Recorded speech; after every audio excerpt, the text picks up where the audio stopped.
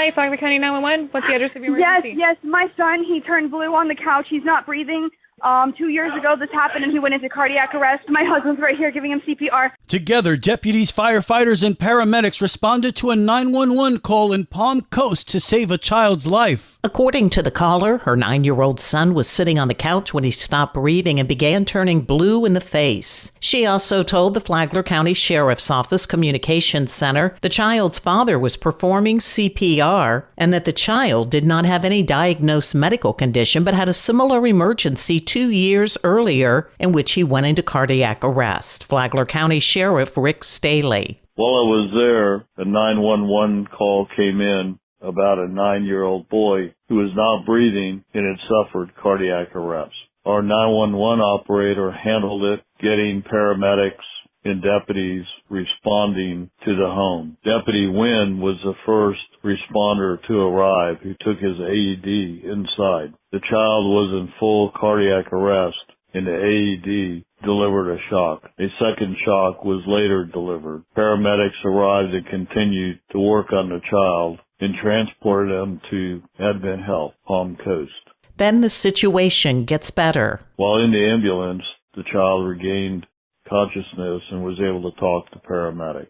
Sheriff Staley commends the joint efforts by first responders. Clearly, this team effort between the 911 operator, our dispatchers, responding deputies, responding paramedics, and firefighters saved this young man's life. We pray and wish him a speedy recovery. Good morning, Flagler County. I'm Rich Carroll. You're listening to Flagler's Morning News on Monday, May 12th. We are currently in overtime here. The session was scheduled to conclude on May 2nd, but we've extended the session to June 6th. The legislative session has been extended, and State Representative Sam Greco is sharing an update from Tallahassee. State Rep Greco tells the Friday Free for All the session has been extended because lawmakers weren't able to come to consensus on a budget. We have a constitutional requirement to pass a balanced budget every year, and our deadline to do that is June 30th. So this is not necessarily uncommon. It does happen from time to time. Sometimes we'll have extended sessions. Sometimes we'll have special sessions.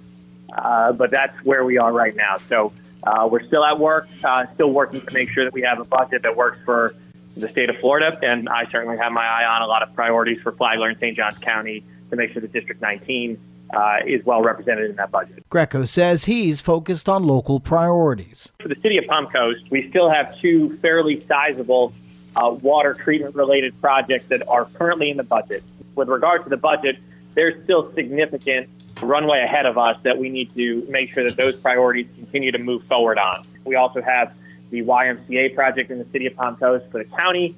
We have the county's top priority, which we currently have in the budget, is for the Trails and Recreation Center up in St. Johns County. We're working on getting some funding for some seawall and flood mitigation. We also have a number of projects for non-governmental nonprofits in the area, like the Boys and Girls Club, St. Augustine Youth Services, and a few others. From the WNZF Newsroom, I'm Daryl Moody.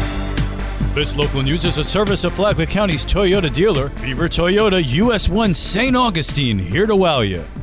The Florida Department of Transportation recently held its annual Bike Lane Challenge. The Bike Lane Challenge invites kindergarten through 5th grade students from across Central Florida to design unique bike lane insignias. Winning designs are selected for their creativity and message, and then installed at participating school campuses. Brittany Kershaw, Communications and Marketing Director for the City of Palm Coast. It's a regional initiative that promotes bike safety and awareness for elementary school students. And 2 winners were selected this year, both from Belterre Elementary School. So we were able to join them at the school and see their artwork that's been installed on the sidewalks where many students walk and bike to school every day. And there are more details about the 2 winning students from Palm Coast. The 2 winners this year were Sean Nelson, a 5th grader, and his design was called Fire Bike, and Aubrey Engler, a 2nd grader, and her design was called Rainbow Creation. We're so appreciative to the Florida Department of Transportation for their continued partnership in creating a safer and more vibrant school zone for our children.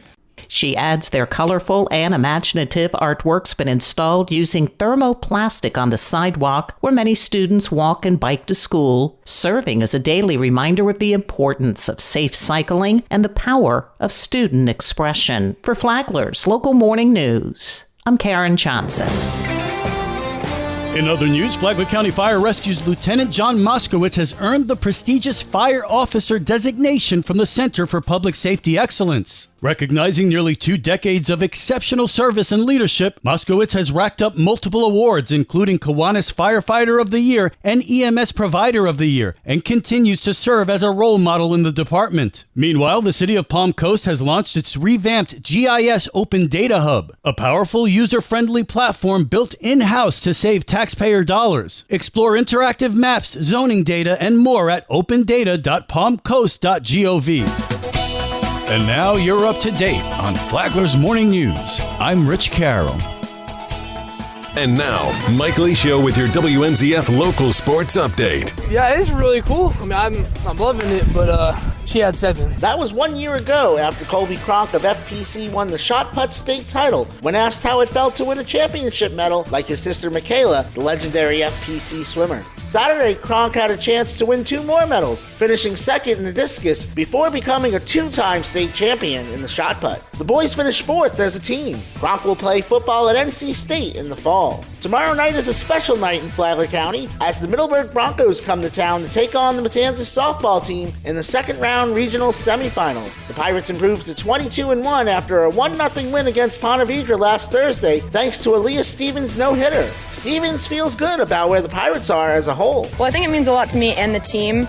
We've had a really good culture this year. Everyone's been really focused on winning and getting far in postseason. We've always had that goal. So I think this just kind of solidifies that all the work we've been doing is paying off. Designated player Ava Henning had the game-winning hit Thursday. She agrees with her ace. I think this team has been really bonded and one of the closest teams I've ever actually played on. The Pirates had base runners all night. Head coach Sabrina Manhart is focusing on getting more of them home. We left too many base runners on base tonight. We're getting on base, which is definitely a positive, but we're going to focus on really making sure that even with 2 outs, we're able to continue to execute and bring those kids across the plate because we're going to need more than 1 run as we move forward throughout the season. It was the Pirates' second playoff win in school history. Middleburg comes into the ship 18-9, looking for their first state title since 2022. First pitch tomorrow is at 7 p.m. Watch live on the Flagler Radio YouTube channel and the WNZF Facebook page. FPC wrestler TJ McClain has committed to Bruton Parker College in Georgia, joining 3 Matanzas Pirate wrestlers. After a season at Polk State, former Pirate Carl Knighton will play basketball at Southeastern University in Lakeland this winter. Knighton was the 2024 News Journal Player of the Year as a senior. WNZF is your home for local sports, with updates Mondays and Fridays. From the sports desk, I'm Mike Licio.